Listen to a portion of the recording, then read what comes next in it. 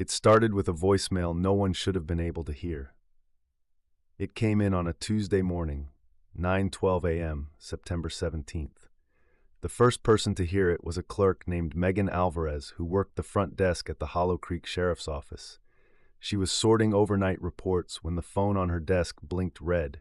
New message. That wasn't unusual. The office's main line often caught after-hours tips and hang-ups, but this one was different. When she pressed play, there was a burst of static, then a voice, a woman's voice. "Please tell them I'm here. I never left." Then silence. A sound in the background, faint, rhythmic, like the hum of an old tape recorder or the muffled pulse of wind through wires. Then, almost inaudible, the voice again. "They said it was the river, but the river never took me." And the line cut off. The message was only 11 seconds long. The timestamp said it had been left at 3:48 a.m., but the number displayed on the call log wasn't local. It wasn't even active. It belonged to a disconnected landline, one that had been out of service since 1981. That number had once belonged to Ellie Sharpe, a woman declared missing on October 5, 1974. Ellie Sharpe had lived her entire life in Brookhaven, Nebraska, a quiet farming town of 2,000 people. She was 26 when she vanished, a school teacher, church volunteer, and member of the local choir. On the night of her disappearance, there'd been a harvest dance at the Brookhaven Community Hall. She'd been seen leaving around 9:45 p.m., walking alone toward her small house on Maple Road. She never made it home. Her purse and keys were later found near an abandoned well about a mile off the road. There was no sign of struggle, no footprints, and no witnesses. The well was drained, nothing inside. Authorities at the time ruled it missing under unknown circumstances. Her parents passed away in the 1980s, still believing she'd come back. The case went cold, one of those names every old local remembers, but no one talks about, until the voicemail.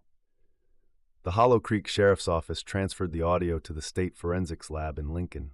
Sheriff Don Mercer, a 30-year veteran, said later that his first reaction wasn't fear, it was disbelief. "I thought someone was pulling a cruel prank," he told a local reporter. But the more we looked at it, the less sense it made. The call routing data showed something almost impossible.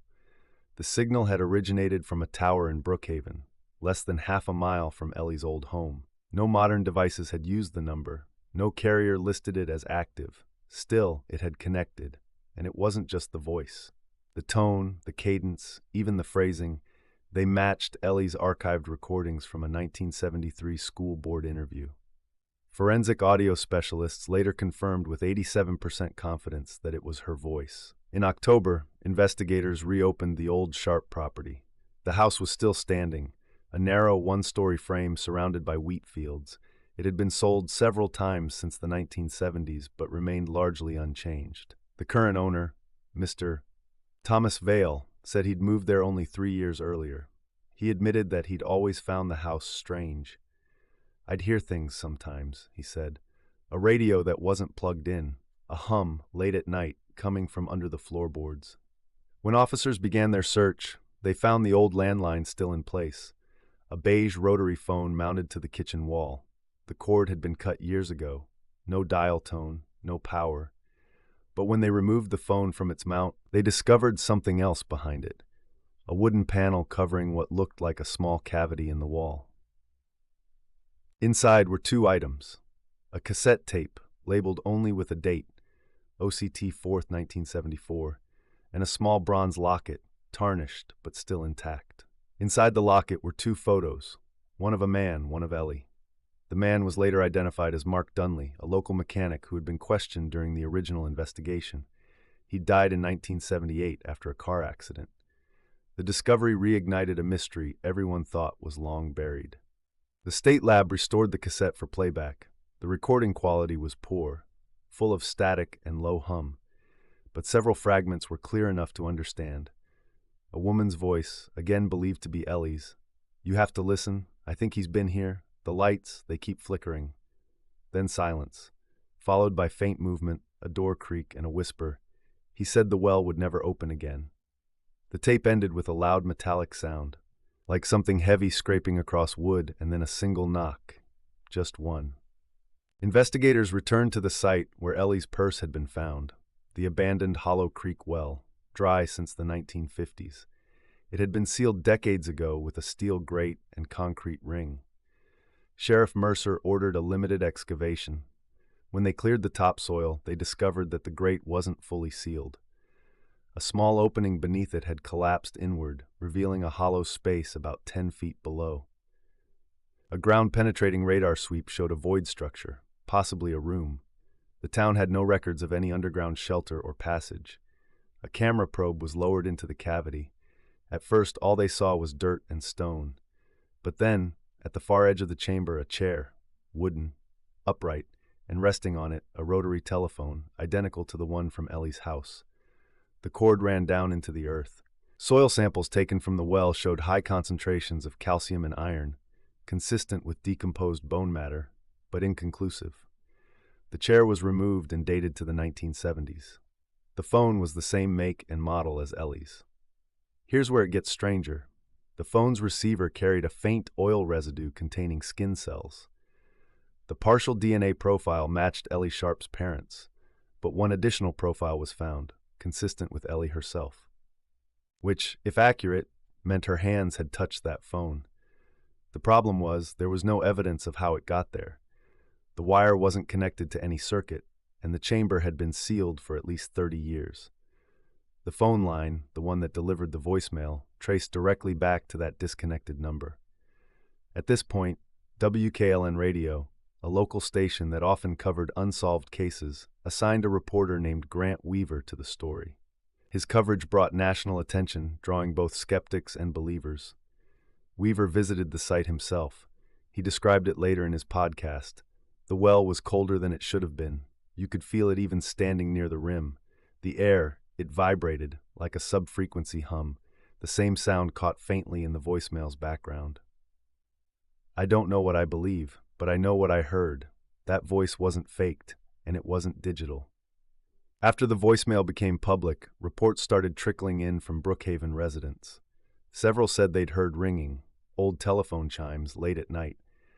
One woman said her kitchen radio had turned itself on and played static before a faint female voice whispered her name.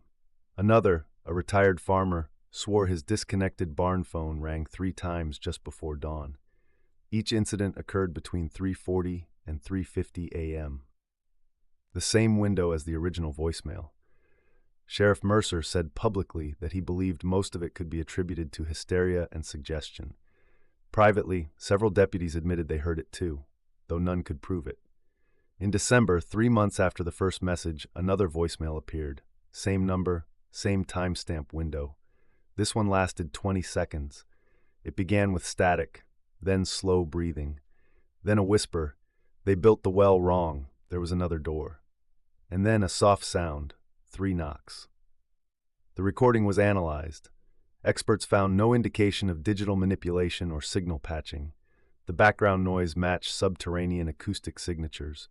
The phone system showed no active call. The message simply existed. Following that message, investigators returned to the Sharpe home to conduct a full structural survey. In the basement, behind the furnace, they discovered a sealed hatch, made of old pine boards nailed shut from the outside. When pried open, it revealed a small crawl space. Inside were pieces of women's clothing, a shawl, a shoe, and a cracked mirror. Taped to the wall was a torn page from the Brookhaven Gazette dated October 1974. The headline read, "Local woman still missing, search expands to river," and scrawled across it in faint pencil, "Not the river, the door."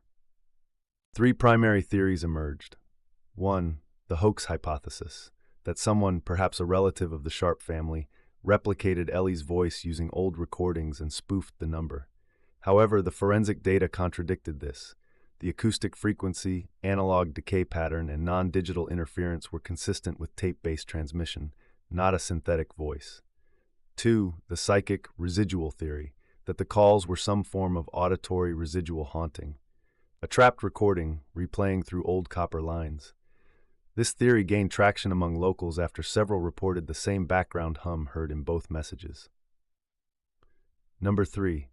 The physical connection theory, that the buried chamber beneath the well once contained a communication relay, possibly an old storm shelter phone, that somehow reconnected through a decayed network junction. Yet even the telecommunications experts admitted that's not how phone lines work. On January 6, 2024, at precisely 3:48 a.m., Hollow Creek's dispatch system logged one final incoming call. No message, just silence. The line stayed open for 12 minutes. During that time, 3 different dispatchers reported hearing soft tapping like a hand brushing against the receiver. The audio recorded faintly captured something else, a low female whisper. Unclear. But when cleaned up and amplified, 2 words emerged. Found it. The call terminated. The number once again returned to inactive. The case remains open. The well was resealed, the Sharpe property condemned. The house has since been purchased by the county for historical preservation, though no one enters after sunset.